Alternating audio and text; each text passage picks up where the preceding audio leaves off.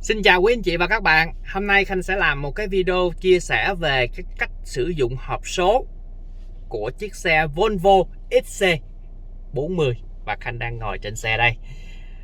Video này nếu quý anh chị cảm thấy hữu ích, đừng quên nhấn nút đăng ký, nhấn dấu chuông để luôn nhận những video mới nhất. Còn về mua xe Volvo XC40, quý anh chị có thể liên hệ số điện thoại của Khanh 0788 555 444. Khanh sẽ chia sẻ các thông tin liên quan đến chiếc xe dành cho quý anh chị. Và giá bán cũng giống như chi phí lăn bánh thì quý anh chị có thể tham khảo trên màn hình giúp dùm Khanh. Đây là cái giá xe tại thời điểm hiện tại là 1 tỷ 750. Những thời điểm quý anh chị coi cái video này nó có thể trễ hơn thì giá bán có thể thay đổi, thì nhờ quý anh chị liên hệ để Khanh cập nhật cái chương trình mới nhất cho nhà mình nha. Các xe Volvo bán ra thì sẽ được bảo hành 3 năm không giới hạn km và sẽ được bảo dưỡng 3 năm không tốn đồng nào. Đó là những cái mà giúp cho quý anh chị có thể nâng cấp từ một chiếc xe châu Á lên một chiếc xe châu Âu mà không phải lo lắng nhiều. Bởi vì những chiếc xe Volvo nó sẽ trung hòa giữa chiếc xe châu Á và chiếc xe châu Âu, giúp cho quý anh chị sử dụng các chiếc xe hay hơn rất là nhiều và an toàn, yên tâm. Giới thiệu với cả nhà mình, đây là cái phần nội thất cũng giống như táp lô của chiếc Volvo XC40. Khanh giới thiệu sơ qua nha. Xe có rất là nhiều tính năng, quét biển báo nè, rồi ga tự động thích ứng.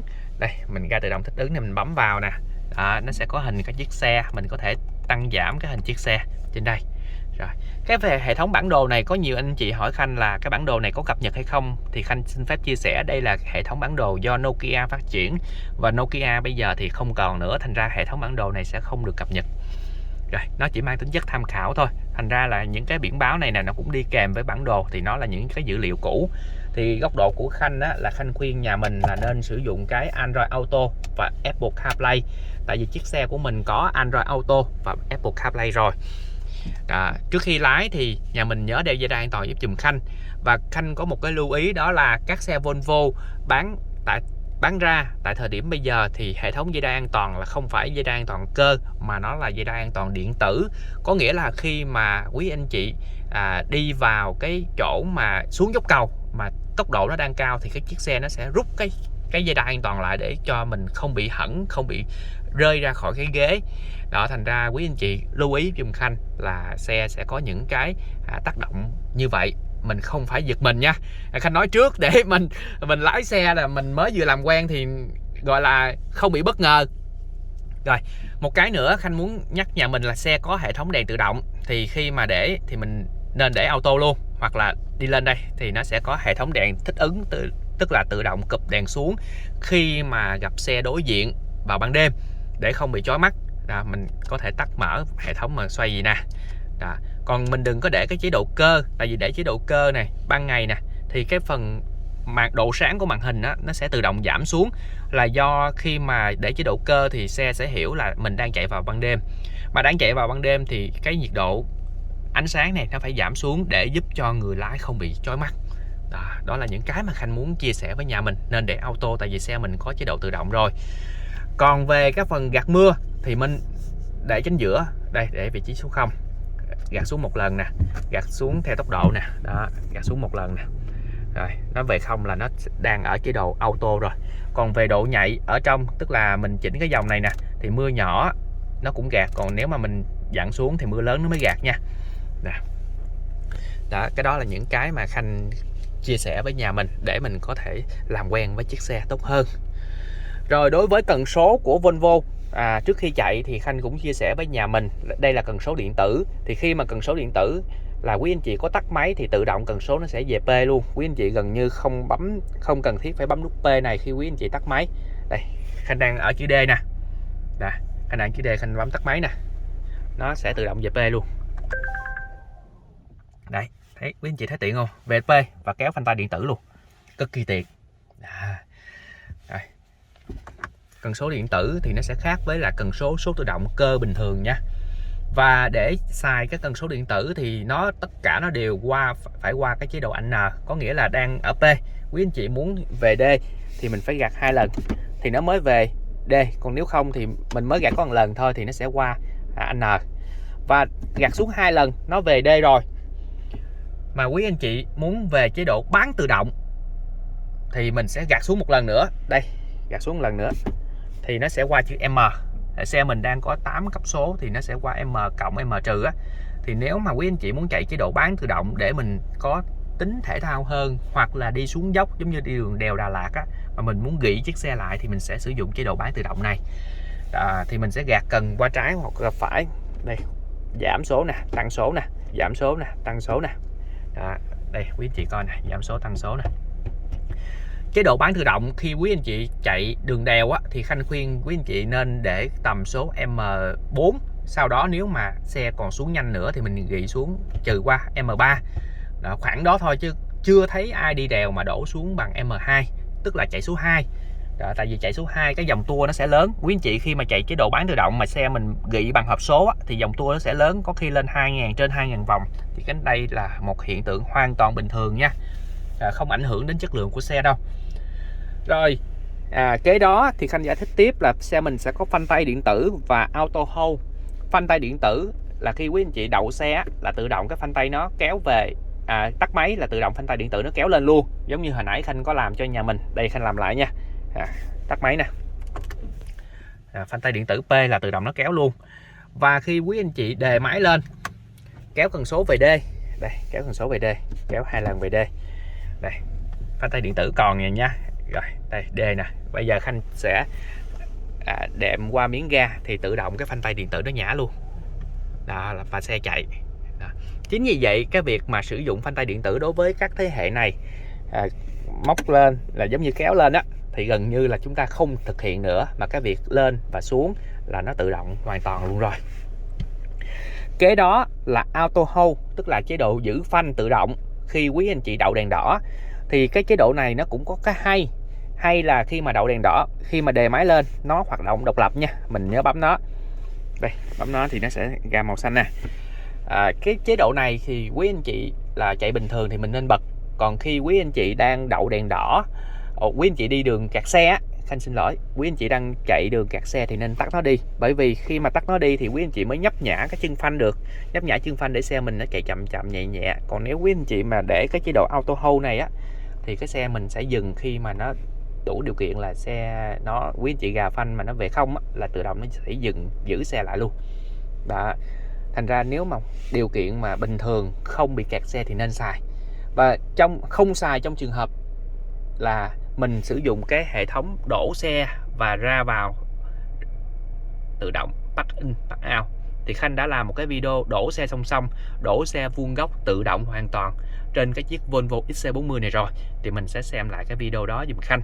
Park in park out là hai cái chế độ, nên tắt đi cái auto hold để cái việc mình nhấp nhả chân phanh nó sẽ tiện hơn nha. Rồi nói thì nhiều quá, bây giờ mình đi vào chi tiết là chỉ chạy xe này thôi đúng không ạ?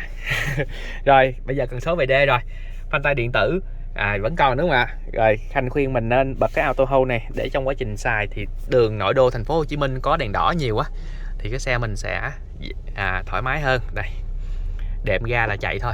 Thì quý anh chị lưu ý dùm Khanh, thì khi mà đệm ga nhẹ là phanh tay điện tử nó nhả xuống rồi, xe mình chạy tới thì mình không cần phải là đệm thêm miếng ga trong trường hợp đi ở những cái khu dân cư và đi chậm. Tại vì khi mà chiếc xe mình là về D á, là tự động nó cũng nạp ga và xe cũng đã tự động chạy được tới 10-20 cây số trên giờ. Để Khanh nè, đấy Khanh đâu có đệm thêm miếng ga nào đâu mà xe nó cũng tự động chạy nè.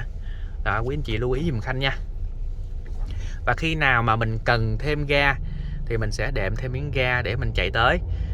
Và nguyên tắc chạy một chiếc xe số tự động thì Khanh xin luôn nhắc lại là mình xuống dốc, bo cua, vào chỗ đông người hoặc chạy chế độ ga tự động thích ứng thì chân mình phải ở chân phanh, không được ở chân ga. Có nghĩa là cái chân mình mà không cần đệm ga, không cần tốc độ thì phải ở chân phanh để mình có đủ thời gian để phản ứng bất kỳ những tình huống nào, gọi là những tình huống bất ngờ. Rồi bây giờ đang chạy nè, D đúng không ạ?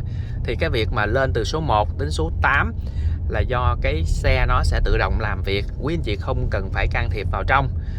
Và trong quá trình đang chạy thì mình muốn kéo về chế độ bán tự động thì mình chỉ cần đẩy xuống một cái là nó sẽ về M3. Và tại sao mà M3, có khi M4, có khi M5 là do cái tốc độ của mình. Thì mỗi số như vậy nó tương đương với lại là 10 km. Thì hồi nãy tại sao mà Khanh chạy đẩy xuống M thì nó phải qua M3, có nghĩa là lúc đó Khanh đang chạy khoảng 26 cây số trên giờ. Thì lúc đó cái chiếc xe của mình nó sẽ về cái chế độ là số 3 để nó phù hợp, đúng không ạ? Rồi, giờ rồi, do Khanh đang chạy chế độ bán tự động, quý anh chị thấy dòng tua cao mà. Dòng tua cao là do Khanh chạy chế độ bán tự động thì Khanh đặt M2 nó đâu có lên hết được đâu. Quý anh chị phải lấy số thì nó mới lên. Còn nếu đang chạy chế độ bán tự động mà quý anh chị muốn trở lại tự động thì mình sẽ lấy xuống một cái thì nó sẽ về D lại nha. Còn đang chạy mà quý anh chị lấy lên thì nó về N. Thì cái ga nó sẽ hụ lên thì mình cứ việc đá về D mình chạy tiếp thôi, về D tiếp. Cái xe của mình không thể nào về R được nha. Đang chạy thì một số anh chị nói là có khả năng về R, thì bây giờ Khanh đang chạy D nè, vô tình đụng vào cần số đi, đây đụng vào cần số đẩy luôn thì nó chỉ lên tới N thôi, và đẩy cái nữa nó cũng lên tới N thôi. Đây quý anh chị thấy không ạ? Nó không thể nào đây Khanh phá nè, Khanh phá nè, đó chuyển nè. Trong quá trình sử dụng mà mình có lỡ mà mình thao tác nhiều gì cố tình nha, cái này là cố tình rồi, thì xe nó vẫn vận hành bình thường, không có vấn đề gì hết nha. Mà đang chạy nè, về nè, đẩy nè, nó cũng về tới N thôi, không có lên tới chữ R đâu. Rồi kéo xuống D chạy tiếp nè, bình thường nha. Đây là những cơ cấu là Khanh muốn chứng minh rằng là cái hộp số nó được bảo vệ và được thiết kế cực kỳ an toàn để cho quý anh chị có thể yên tâm khi vận hành. Rồi bây giờ Khanh muốn bám đuôi cái chiếc xe phía trước thì Khanh sẽ bấm vào ga tự động Cruise Control. Đây, bấm vào. Thì tùy theo tốc độ tại thời điểm của Khanh bấm vào thì nó sẽ có cái tốc độ tương ứng. Là Khanh đang chạy 46 cây số trên giờ, nhưng cái đường của Khanh đang chạy thì nó cho 50, thì bây giờ quý anh chị muốn lên là 50 thì quý anh chị bấm cộng lên thì nó sẽ lên 50. Đây con số này 50 nè, và nó lên tối đa là 50 thôi, và nó sẽ bám đuôi xe phía trước. Xe phía trước chạy chậm thì mình sẽ chạy chậm. Đây Khanh dở chân ga luôn nè, Khanh dở chân ga luôn nè. Xe phía trước chạy nhanh thì mình chạy nhanh, xe phía trước chạy chậm thì mình chạy chậm. Nó bám đuôi xe phía trước. Nhưng ở chế độ này thì Khanh khuyên mình nên để chân ở chân phanh nha. Để chân ở chân phanh. Đây. Quý anh chị thấy nó tự dừng không? Khanh đâu có đạp phanh đâu. Nè, nó tự dừng luôn nè. Đó, nó tự dừng luôn. Rồi, tự dừng luôn nè. Đó, Khanh đâu có đạp phanh đâu. Nè. Đó. Tự dừng luôn. Đó.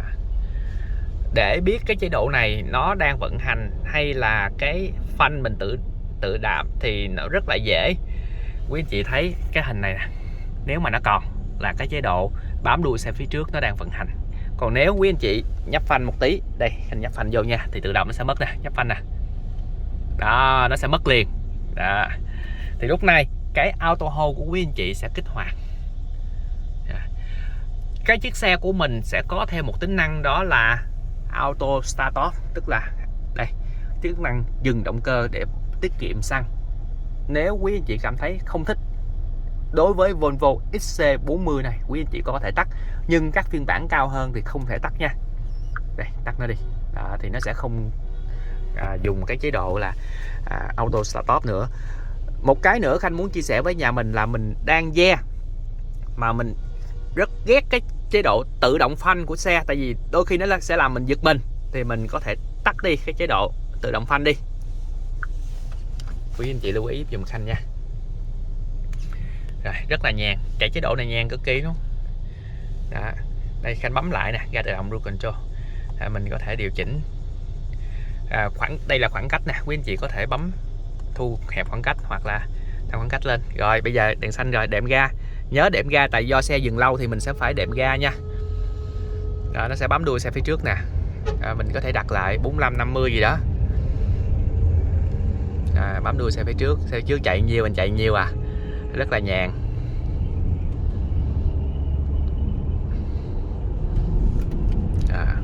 Nếu mà có xe tạt đầu thì nó sẽ tự động phanh luôn. Đây là một cái chức năng lái cực kỳ an toàn. Và đường hiện tại Khanh đang đi là đang cho phép chạy tốc độ là 80 km/h. Thì mình có thể bấm lên 80 luôn. Quý anh chị lưu ý tốc độ cho phép của mình là mỗi lần bấm lên là nó sẽ lên 5 nha. Còn quý anh chị đang lửng lửng á thì nó sẽ lên đủ 5 và sau đó lần kế tiếp nó sẽ lên 5. Ví dụ bây giờ Khanh tắt nè, ga tự động Khanh bây giờ nó đang sẽ bấm vô là 63. Đây, Khanh bấm 63 nè. Đó. Lần sau Khanh bấm lên nữa thì nó sẽ lên đủ rồi. Nếu mà không có xe phía trước, không có vật cản thì cái chiếc xe của mình nó sẽ chạy theo cái tốc độ tối đa mà mình đặt. Đây, tốc độ tối đa mình đặt là 65 km/h hoặc là 80 km/h gì đó. Còn nếu mà có vật cản thì nó sẽ giữ lại, chờ cái xe phía trước chạy nhanh hơn thì nó sẽ chạy nhanh. Còn xe phía trước dừng nó sẽ dừng. Xe phía trước chạy dưới tốc độ đặt thì nó sẽ chạy dưới tốc độ đặt. Còn quý anh chị muốn xi nhanh trái, xi nhanh phải để lách ra thì mình có quyền xi nhanh trái, xi nhanh phải để chiếc xe của mình được gọi là giải thoát. Rồi, giờ đèn xanh mình đệm ga và chạy. Tại xe có auto hold rồi, khỏe lắm. Đậu đèn đỏ thì không phải cần số về D đâu. Ủa cần số về N đâu. Auto hold nó làm. Rồi bây giờ Khanh sẽ kích lên. Đây 80. Chạy nó sẽ chạy rất là nhanh và chạy tới cái xe tải phía trước đang phía trước mặt Khanh á. Khanh nghĩ chắc nó chạy dưới 80. Rồi nó bắt được xe tải phía trước rồi đó. Xe tải này chạy có 65 thôi.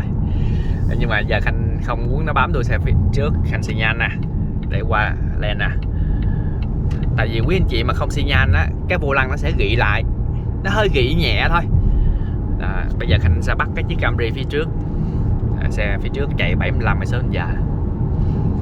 Cái khoảng cách quý anh chị có thể điều chỉnh giống như hồi nãy Khanh nói nè, mà mình bấm này điều chỉnh gần nè, nhưng mà Khanh khuyên là để nó xa xa một tí để mình có những cái thời gian đủ để mình chủ động việc lái xe nó an toàn hơn.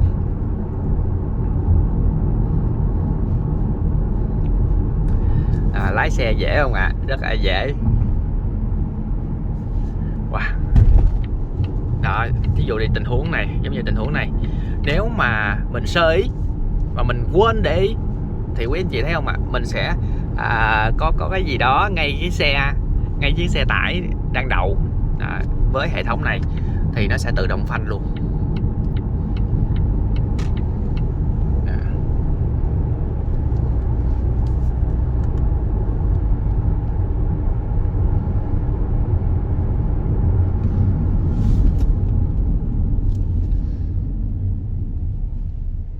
Chân của mình là luôn ở chân phanh nha. Khanh luôn nhắc nhà mình rảnh rỗi phải ở chân phanh. Rồi một cái video chia sẻ nho nhỏ thôi để có thể giúp cho nhà mình vận hành và lái cái chiếc xe Volvo XC60 này, XC40 tốt hơn. Mong rằng cái video của Khanh sẽ mang lại giá trị giúp cho nhà mình sử dụng xe an toàn hơn nha. Xin chào và xin hẹn gặp lại các video sau. Bye bye.